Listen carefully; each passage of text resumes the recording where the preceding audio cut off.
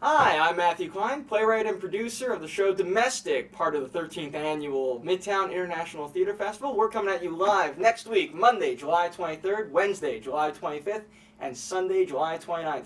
This is going to be the third and final behind-the-scenes featurette that we've been filming for you.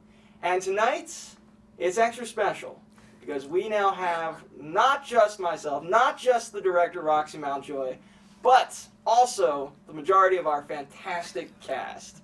So I'd like to go around the table right now and have them introduce themselves. Well, this is Roxy, our lovely director. You've already seen her. Everybody know me. My name is Kelsey. I'm playing Jessica Powell. Hi, my name is Josh Evans. I'm playing Richard. My name's Lauren McCune. I'm playing Lee Castano, officer. Lee Castano. It's an important distinction. So I want to kick it off real fast, guys, and just say, we're a week out. It's one of those crazy festival processes where you don't have, 8 weeks, 12 hours a day of rehearsal time like typical off-Broadway theater. So at this point in the process, just what's been the most exciting part for you working on this piece? I'd say for me, it's working with a living, breathing script. We've had 3 different drafts so far, and it's so exciting to see how it's growing and changing and morphing into a completely different piece of theater. It's really neat to be able to be working with a living playwright. I think one of the exciting things for me is that at this point in the process, we're all getting to that point where we're really becoming so familiar with our characters and with the play in general, that we're really starting to be able to play and have fun and try different things and sort of see where the limits that we can push this thing to, and then sort of figure out where it lives. So it's like getting to that point in the rehearsal where where you're like over the initial stage, and then you really can start having a lot of fun. So that's where we are right now, which is always a good time. What about you, Lauren? I like FICO. That's just because you get to kick my That's ass. because you already said the script, and that's been really exciting, and of course the most meaningful part. But I also like, pick one less. Well, one of the most rewarding experiences for me with this project is just to have you guys involved. What's so wonderful about all the artists involved in the show, from director to you guys to our sound and set designers and stage managers, it's just been incredibly collaborative. It's not one person's vision that we're putting on stage. It's, at this point, 10 people's vision. And that's a really rare, wonderful gift to have for a process, whether it's 3 weeks or 3 months. My next question to you guys is, having had this much time and getting to this point in the process where you're this familiar with your character, what is it about the material and your character specifically that really is sparking your interest, that really attracting you to it?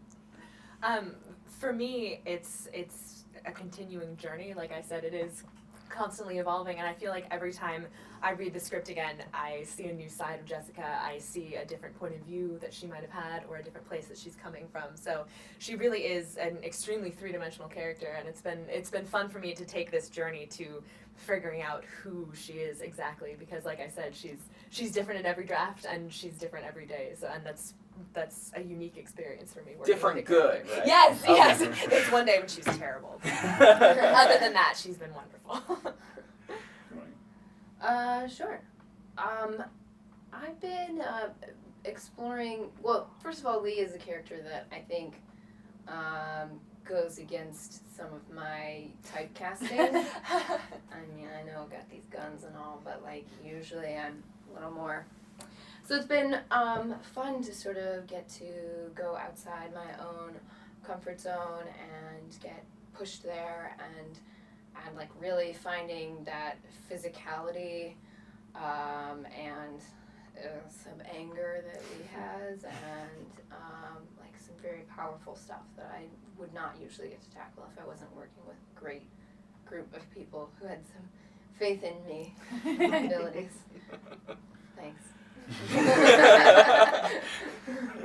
You got the job. I did. I'm gonna prove it right. I'm gonna do good. Come see. All right, Josh. Listen. One of the things that I really love about Richard is that he's this. He's Jessica's father, and so getting to play a father and sort of figuring out he's very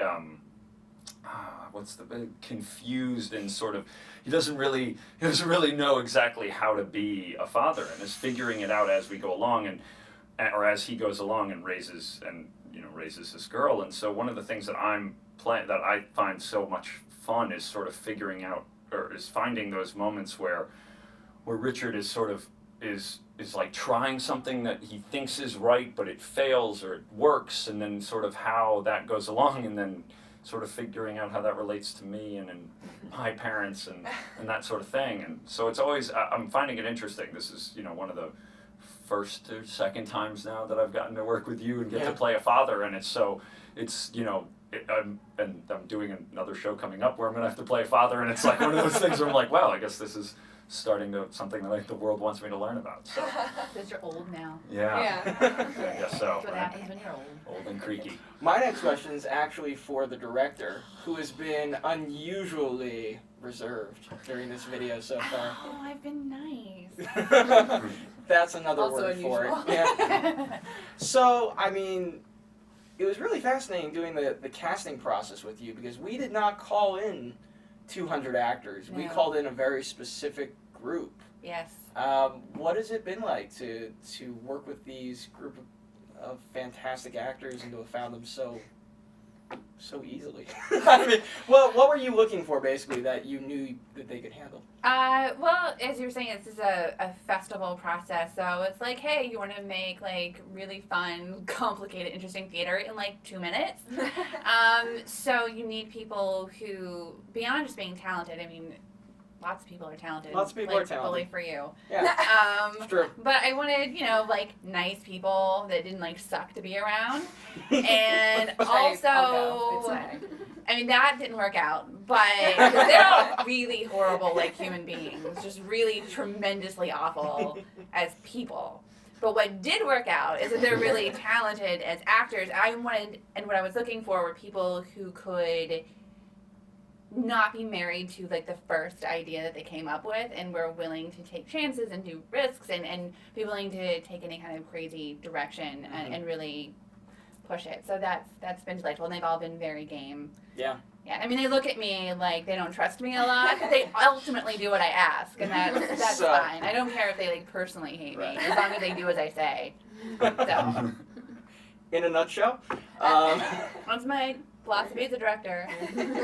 One last question to everybody is just, it's a week out. There's no shortage of theater in New York City. There's a show on every corner in every park, just about. What is it about this show that we're offering an audience that people aren't going to find anywhere else? What do you actors think? I'll throw it to you since you haven't started. Sure. And it's a hard question. It is a hard question. Wait, don't make it sound like that was a nice thing. I'm very Just magnanimous. got thrown. Under the bus. Well, I remember early in rehearsal, you asked us to describe the play, and the one actor who isn't here today, Ben, said that this show gave this sort of log line, which is what I've told people that the play, I mean, like, if I have to sum up the play, it's about two cops who are called in on a domestic disturbance call and find out that there's a whole lot more going on. And I think what we offer the world in theater is a mystery. And when they come to the theater, you will see this mystery unravel itself, and there's questions that are raised and then answered. And so I think that's one of the things that we offer that we offer in the evening of figuring out a murder mystery. So it's kind of cool. Although not in the like Clue sense, like he was in the living room. The butler with did it. Yeah. Don't tell anyone. The butler did it. But Damn it, now I have to cut him out of the script. shoot. Butler. Thanks, but guys. I think that's what we offer, and I mean, that's one of the things that we offer is this sort of like figuring out this story as you go along, and not just whether it's personal relationship, but literally having to follow these police officers and pulling this story apart and figuring it out from their perspective. I'd say another thing that we offer though is not only is there questions and some are answered, but a lot are unanswered. And I see a ton of theater, because there is a ton of theater. Yeah. And I see even theater I enjoy, I often know within the first 5 minutes. I'm like, oh, so this is what I'm going to see for the next like 40 minutes or 2 hours or unfortunately 3 hours sometimes. Nothing needs to be that long. But, and I think with this play, you don't know, or you probably think you do, and it turns out you are very, very, very wrong. You poor audience member. And that's what I think we offer that other, that you're not seeing all the time is you don't know what to expect, and there are questions that aren't answered, and I'm okay with leaving people confused and having things to debate when they leave. Like, I think the butler did it when I'm pretty sure Miss Scarlett did it. Like, I like that we're comfortable living in an area that isn't so well defined. Yeah. Any ladies, would you like to chime in? Or? Yeah, we also, it's this, there's that mystery and suspense in there, but it's also very personal for these people, and you hear from each of these characters. It's not just like a plot mystery. It's a motivational, why are these people doing these things that they're doing? And it's a character mystery. It's a character mystery as well. Yeah. Nice writer. It's a character mystery as well. I thought of that. And you learn more and more about these people at the same time that you learn more and more about the story and the actual events. And sometimes it throws you a little curve on all those things. It'll keep your attention. Yeah, I definitely don't think it's an accident that this is coming out right around the time that Batman is coming out, because I have a point. I can't wait to hear this. I feel like almost all of the characters are in some way anti-heroes, and I think that it gives you the chance to root for people who are fully developed three-dimensional people who you might not always agree with, and who you might think that maybe their tactics or their philosophy or their life strategy is something that you could never see yourself doing, but that is fascinating to watch, and something that you can, though you might not agree with it, you can still root for them when it's happening. Good job, Kelly. Well, now I really want to see this. So on that note, thank you guys so much for watching. I just want to take this one moment to say thank you to this incredible director and this fantastic cast that we have sitting with us. Also, Mr. Benjamin Becher, who unfortunately couldn't be with us at this point in time. Also, the wonderful design team behind this. Midtown International Theater Festival has been great. So don't forget, come on out. All the information you need is right below this video. That's right, third time's a charm. Next Monday, July 23rd at 6 p.m. Wednesday, July 25th at 9:15 p.m. Sunday, July 29th at 5 p.m. And next Monday, make sure to come on out and join us for our after show opening night party at the Houndstooth Pub, 37th and 8th. We'll see you there.